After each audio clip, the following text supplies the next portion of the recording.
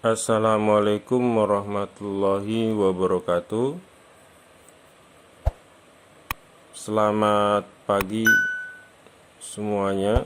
Pada materi minggu ini kita akan membahas teknik pembuatan kerajinan. Teknik pembuatan kerajinan yang akan kita bahas pada video pembelajaran ini yaitu teknik pembuatan kerajinan berbahan keras. Ada beberapa teknik kerajinan berbahan keras yang kita bisa pelajari. Yang pertama adalah teknik anyam. Teknik anyam merupakan pembuatan kerajinan yang dilakukan dengan cara menyilang-nyilangkan atau menggabungkan bahan-bahan menjadi sebuah karya. Bahannya bisa berupa bambu, rotan, maupun plastik. Teknik anyam sering kita jumpai dalam produk-produk rumah tangga, misalkan tas hasil anyaman dari bambu, atau yang dari bahan buatan, misalkan tas yang dianyam dari bahan plastik. Bisa juga tikar, mungkin di rumah kalian ada tikar yang terbuat dari anyaman plastik. Itu salah satu produk dari teknik anyam. Teknik anyam ini juga diterapkan dalam proses pembuatan kerajinan berbahan lunak. Bisa misalkan pembuatan gelang yang dianyam. Ini untuk contoh saja, yaitu teknik anyam dalam proses pembuatan kerajinan berbahan keras. Yang kedua, teknik las. Nah, teknik las ini merupakan salah satu teknik pembuatan kerajinan berbahan keras dengan cara menyambungkan logam dengan bahan-bahan pendukung. Jadi menyambungkan logam dengan cara mencairkan sebagian logam utama serta logam pengisi. Jadi antara dua logam disambungkan dengan cara mencairkan bahan logam penyambungnya. Nah, ini kita lihat di samping, yaitu seseorang yang sedang mengelas dua logam, menyambungkan dua logam. Ini ada di pembuatan konstruksi bangunan sepertinya. Dan bisa juga diterapkan dalam pembuatan kerajinan. Misalkan kerajinan pagar atau teralis. Nah, kalau kalian di rumah, di jendela ada teralis dari besi yang ditekuk-tekuk. Nah, itu dihubungkan dengan cara dilas antara satu besi dengan besi yang lain. Pada teknik las ini, hal yang paling utama yaitu safety. Kalian lihat di sini, selain menggunakan alat las, juga menggunakan alat keamanan, yaitu glove, sarung tangan maupun pelindung mata dari cahaya las. Karena kalau nggak pakai pelindung, terlalu tajam bisa merusak mata, dan juga ada percikan-percikan api yang bisa membahayakan. Berikutnya kita bahas yaitu teknik patri. Nah, teknik patri ini dia menyambungkan bahan logam di bawah pengaruh panas dengan bantuan bahan logam ataupun campuran logam. Teknik ini biasa digunakan sebagai pengganti pengelasan pada bahan yang peka pada suhu tinggi. Jadi sebenarnya konsep teknik Patri ini itu sama dengan konsep teknik las. Namun ini diperuntukkan untuk logam-logam yang peka pada suhu tinggi. Apa sih teknik Patri ini? Ya, nama lain dari teknik Patri ini sebenarnya seperti kalian menyolder. Kalau solder mungkin sudah pernah dengar istilah solder. Nah, itu salah satu teknik Patri. Produk-produk dari teknik Patri itu ada pada produk mozaik kaca yang berwarna-warni, yang tersusun dari potongan-potongan kaca sehingga membentuk sebuah gambar objek. Contoh seperti gambar objek yang ada di museum-museum dengan gaya klasik. Nah, contoh lagi di gereja-gereja, di masjid-masjid. Jadi mozaik-mozaik yang disusun, yang tersusun dari kaca-kaca, potongan-potongan kaca yang berwarna-warni. Nah, itu disambungkan dengan teknik Patri. Berikutnya adalah teknik ukiran. Teknik ukiran merupakan salah satu teknik yang memiliki penyebaran banyak di Indonesia. Pada teknik ukiran ini dilakukan proses pencungkilan.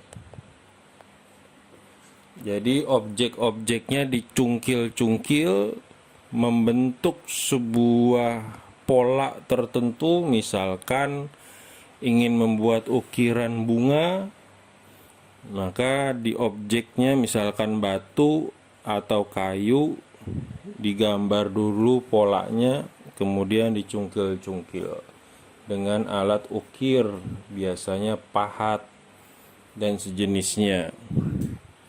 Jadi dia pada teknik ukiran ini menggunakan proses pencungkilan sehingga menjadi pola tertentu.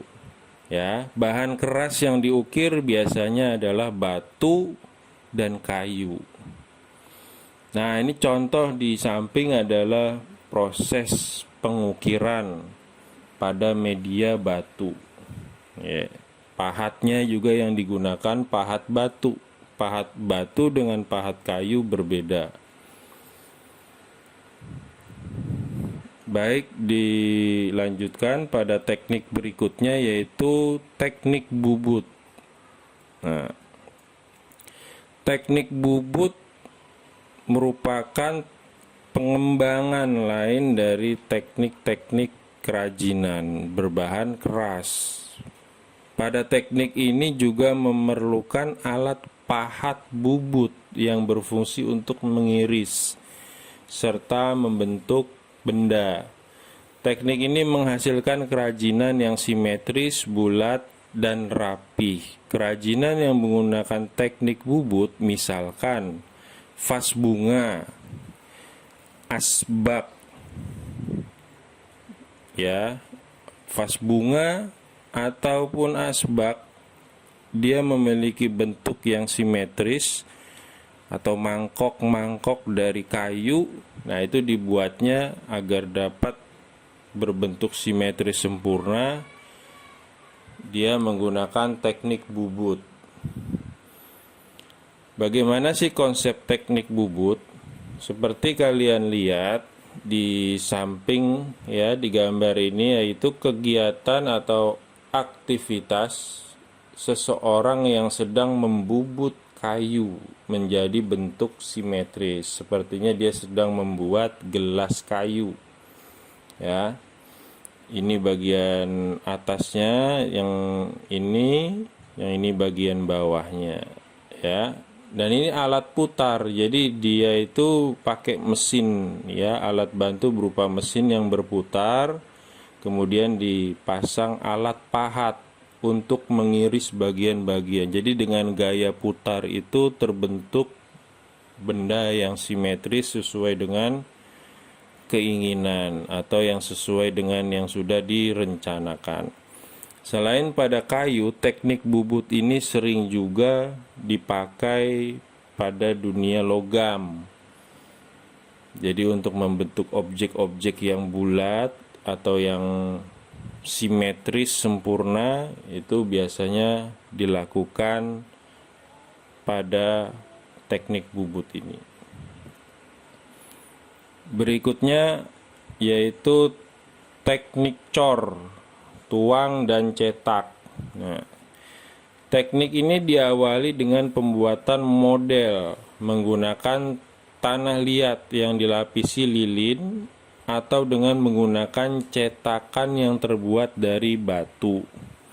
Langkah selanjutnya adalah menuangkan perunggu ke dalam cetakan.